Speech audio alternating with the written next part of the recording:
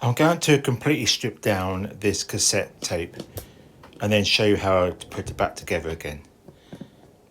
Apart from me speaking to you now, I'm not going to say any more since it's quite explanatory.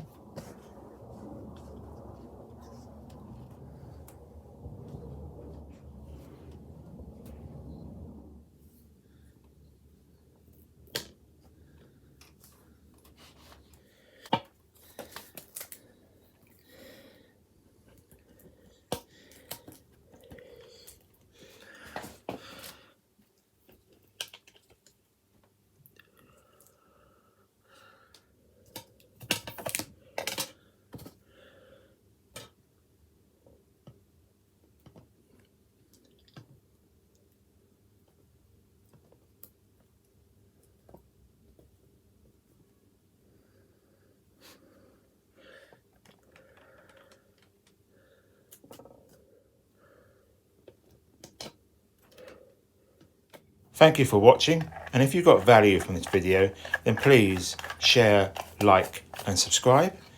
And if you want to see some more of my DIY, then please click on my channel.